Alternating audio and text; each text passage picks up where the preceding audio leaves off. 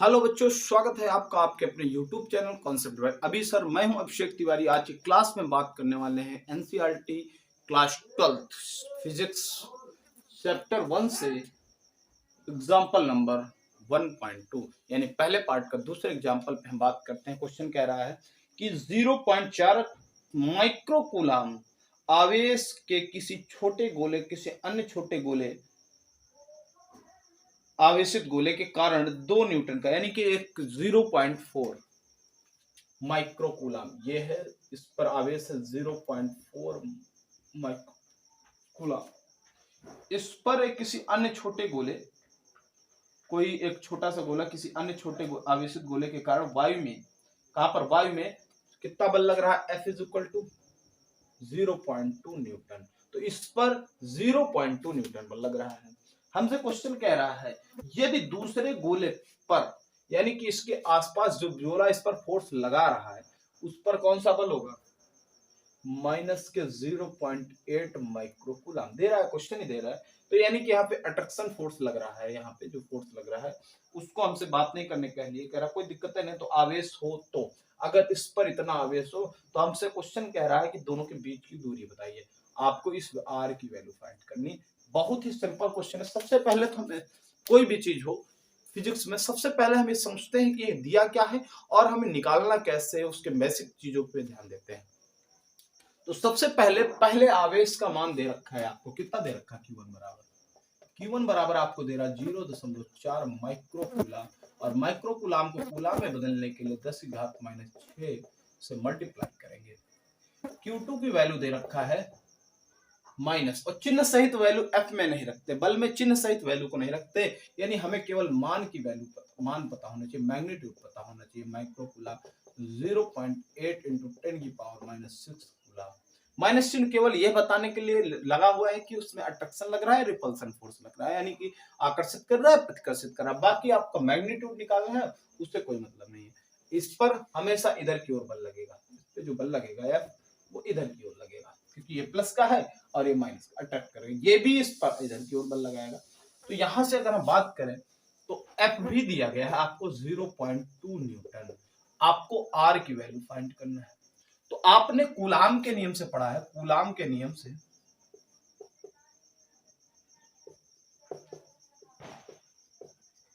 Coulomb के नियम से अगर हम बात करें तो F इज इक्वल टू पढ़ा है 1/4 pi epsilon not.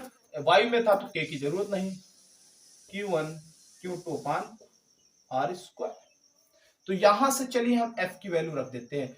F is equal to क्या दिया गया है? तो F इज इक्वल टू लिया है 0.2 is equal to 1/4 pi epsilon not की वैल्यू है 9 × 10⁹ इंटू Q1 की वैल्यू दे रखी है 0.4 × 10⁻⁶ इंटू 0.8 × 10⁻⁶ डिवाइडेड बाई ये आपके R की वैल्यू दे रखी है, कितनी निकालनी है? R की ही वैल्यू तो निकालनी है, आर स्क्वायर। तो हम एक काम करें, क्रॉस मल्टीप्लिकेशन करके इस आर स्क्वायर को इधर ले आएंगे, 0.2 को इधर लेके आएंगे।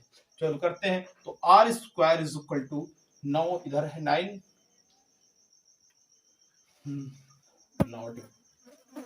72। तो इसका इसकी मल्टीप्लाई करेंगे, 9 72 यानी 72 इंटू 0.4 इंटू यहां से 10 की पावर को सॉल्व कर लेते हैं। तो 10 की पावर 9 है, 6 दूनी 12 हो जाएगा, 12 में 9 के 10⁻³ हो जाएगा। ठीक है ना? यहाँ 12 है, 12 में 9 गया कितना 3 आएगा, बटे 0.2 हो गया। पॉइंट से पॉइंट कैंसिल आउट करो, 2 दूनी 4। तो यहाँ से मल्टीप्लाई अगर करोगे R square is equal to 2 दूनी 4 2 7 14 और 1 पॉइंट यहाँ से कर दो इंटू 10 की पावर -3। यहां से अगर थोड़ा सा और करें हम लोग, क्योंकि ये 14 का बन सकता है, तो इस पॉइंट को अगर हम हटा दें, इस पॉइंट को हटाओगे तो आर स्क्वायर बराबर हम 144/10 इंटू 10 की पावर -3 कर सकते हैं।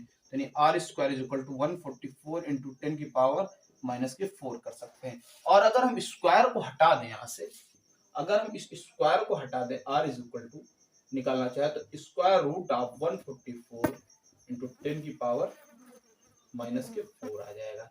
यहां से अगर हम थोड़ा सॉल्व करें तो आर इज इक्वल टू ये किसका स्क्वायर रूट है 12 का, इंटू 10 की पावर -2 मीटर। तो इसको हम r is equal to 12 centimetre लिख सकते हैं। तो ये आपका आंसर फाइंड हो गया। कितनी दूरी पर एक दूसरे से रखे हुए हैं? 12 सेंटीमीटर का।